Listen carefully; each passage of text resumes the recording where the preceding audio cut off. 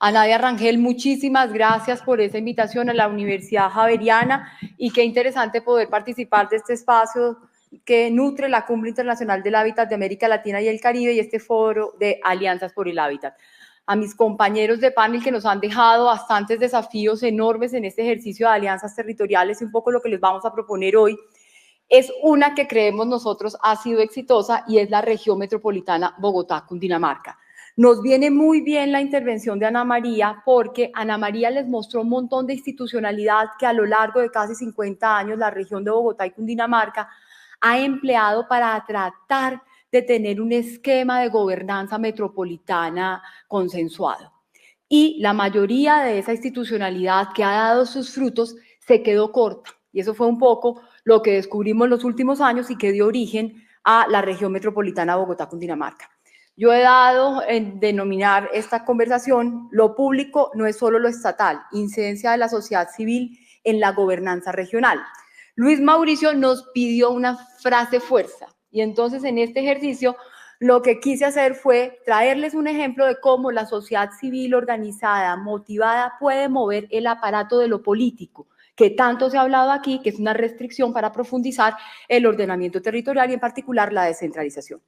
Instituciones del sector empresarial que contribuyen a la transformación social y al desarrollo, como es el caso de la que yo tengo el honor de presidir en este momento, que es Pro Bogotá Región, tenemos la vocación de servir de catalizadores hacia el largo plazo entre la comunidad y las autoridades, ofreciendo contenidos, conocimiento y buscando las mejores prácticas globales para que en efecto se alcancen las mejores soluciones posibles a las necesidades ciudadanas.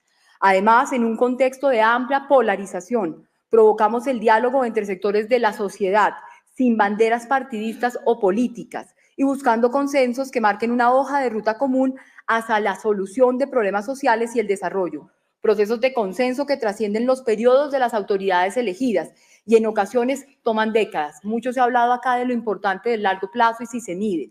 La región en parte es un proceso de evaluación de esa mirada de largo plazo en la planificación de los instrumentos existentes y de sus limitaciones. Y se entendió que eran insuficientes y que tal vez una institucionalidad mucho más robusta era necesaria en el caso, por lo menos, de Bogotá y la región.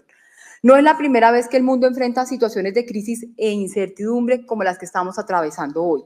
Han sido fenómenos relativamente cíclicos de enriquecimiento y ruptura social. Crisis globales siempre se acompañan de detonantes sociales impulsados por la ciudadanía que se siente excluida. Es muy similar el comienzo del siglo XX al que estamos viviendo en el siglo XXI. Guerras, desórdenes, desestructuración social. En la última década, el modelo de Estado occidental, como lo conocíamos, mediado en particular por la revolución de las redes sociales, cambiaron las lógicas de relación entre sociedad y gobiernos, dando espacio al crecimiento del populismo. Enfrentamos una contradicción entre las percepciones de los ciudadanos sobre su desarrollo y los avances objetivos que como sociedad y humanidad hemos alcanzado los últimos 200 años. Hace 200 años la expectativa de vida era de 29 años, hoy es de 71. Hace 200 años, 12% de la población podía leer o escribir, hoy lo hace el 85%. Hace 200 años, el 90% de la población vivía en pobreza extrema, hoy alrededor del 10%. La pandemia de la COVID-19 nos devolvió en muchos aspectos y sumó retos adicionales en materia de superación de la pobreza que deben ser atendidos hoy más que nunca, con criterios de urgencia, técnicos, de innovación social e inclusión. Y pese a los avances del último año, aún no hemos llegado nosotros a las cifras de pobreza que teníamos en la prepandemia. En Colombia, además, enfrentamos un desafío adicional y es ponernos de acuerdo en una visión de país de largo plazo, con la convicción de que lo público no es solo lo estatal y de la capacidad de incidencia de la sociedad civil en la gobernanza regional. Desde Pro Bogotá trabajamos en la construcción de una visión de largo plazo para la ciudad-región. Los procesos de metropolización en el mundo no son nuevos ni excepcionales. Sin embargo, para nuestra región, Bogotá y Cundinamarca, se nos había vuelto un imposible. El fenómeno metropolitano en Bogotá, Cundinamarca, duró en gestarse más de 50 años, basado en la necesidad de construir una autoridad metropolitana de planeación responsable de los asuntos estratégicos derivados del crecimiento tendencial de la huella urbana turboacelerada los últimos 20 años bajo condiciones de ineficiencia, con grandes consecuencias ambientales, económicas y sociales. Afrontamos la necesidad de diseñar una solución a la medida, Al ser la región más dinámica del país, las reglas se cobijan los otros fenómenos metropolitanos. Aquí se nos presentó el caso de Bucaramanga. A nosotros no nos quedaban bien, nos quedaban pequeñas. Miedos de subsunción por el municipio núcleo, distorsión de intereses, desconocimiento del principio democrático y ausencia de un modelo de desarrollo concertado, entre otras, eran las principales barreras a vencer. Por eso, desde ProBogotá nos dimos a la tarea de realizar un estudio comparado de cómo funcionan los sistemas de gobernanza metropolitana en el mundo. Y aquí veo a uno de los actores en su momento que nos acompaña y que hoy trabaja en la región metropolitana. Y diseñar el que mejor se adaptara a la realidad de nuestra región. Para estructurar esta gran apuesta, estudiamos numerosos ejemplos exitosos en el mundo y conversamos con todos los actores interesados. Y hubo algo muy interesante en la metodología, que fueron unas entrevistas en el B2B. Y a mí me entrevistó ProBogotá cuando yo era gerente del acueducto. Y lo primero que yo le dije en su momento a Luis Guillermo Plata y a María Isabel a María Mercedes fue, sí, pero yo no puedo salir a decirlo, porque donde yo como empresa de acueductos salga a decir que estoy de acuerdo con la regionalización, los municipios de entorno salen corriendo. Entonces el temor era muy grande y por eso la sociedad civil es bien importante en estos ejercicios. Fue necesaria la figura político-administrativa que no existe en el país. Revisamos y encontramos que era necesario revisar el artículo 325 constitucional, aprovechando que Bogotá tiene un capítulo especial constitucional y afectar ese capítulo, ese modelo de asociatividad de Bogotá, no tocaba el resto de la legislación y regulación para los demás municipios en Colombia. Modificamos el artículo 325 constitucional permitiendo la asociatividad voluntaria de Bogotá, la gobernación de Cundinamarca, que es tal vez el elemento definitorio que la hace distinta de las áreas metropolitanas, y es que en esta región tiene asiento el departamento. ¿Por qué? Por la asimetría que existe entre Bogotá y los municipios de entorno. Entonces, tal vez esa relación que en las otras áreas metropolitanas es más horizontal, aquí necesitaba de un intermediario, que en nuestro caso es el departamento. Cuenta con un esquema de financiación independiente que optimiza los recursos existentes y limita el esfuerzo fiscal adicional sin depender de recursos ambientales de las áreas metropolitanas, basado en la transferencia de competencias y funciones de municipios, departamento y nación y sus presupuestos respectivos. Esto sí que le costó a nadie a tramitarlo en el Congreso. Lograr golpear un poco de la fiscalidad nacional y poderle asignar esos recursos a esta región metropolitana. No es autoridad ambiental y no es y no será una nueva entidad territorial. Y por eso la discusión grande sobre si debería o no haber un mecanismo de participación ciudadana previo para el ingreso a la región metropolitana y si eso implicaba un déficit del principio democrático. Y entendió el legislador que no era así en la medida en que no se puede reconvertir en una nueva entidad territorial y refrendó esa convicción la Corte Constitucional mediante 2 decisiones constitucionales en las cuales dijo, mire, no, aquí hay libertad configurativa y no hay déficit de representación democrática porque no haya un mecanismo de participación previa en la medida en que no se van a reconvertir en una nueva entidad territorial. Es un mecanismo de asociatividad territorial tradicional.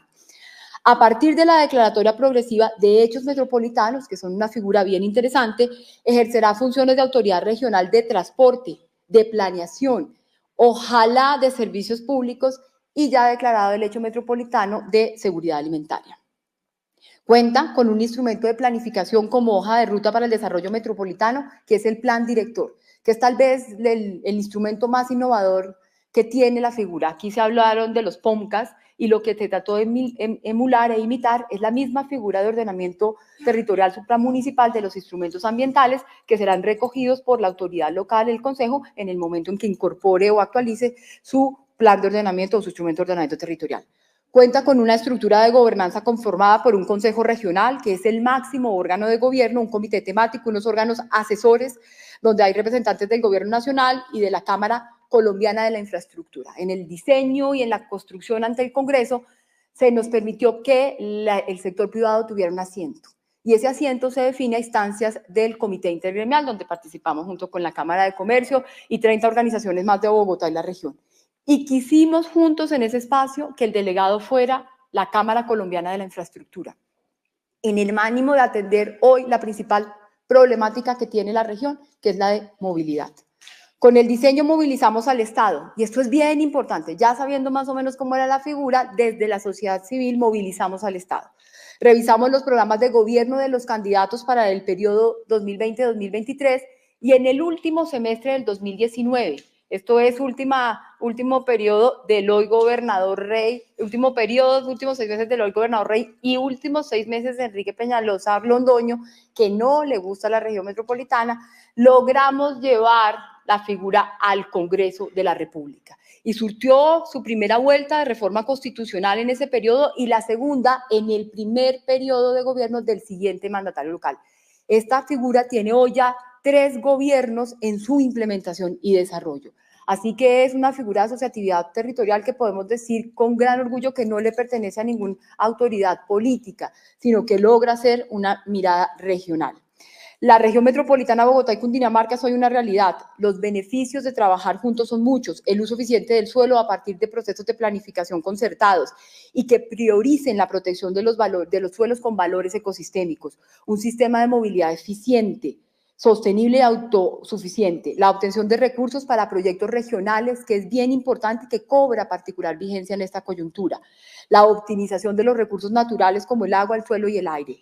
Sin embargo, también enfrenta enormes desafíos. Los principales son la vinculación de los municipios, la formulación de los hechos metropolitanos con un riesgo de que no haya continuidad territorial, la formulación y concertación del plan estratégico que será la hoja de ruta para la región, y el mayor reto es lograr confianza.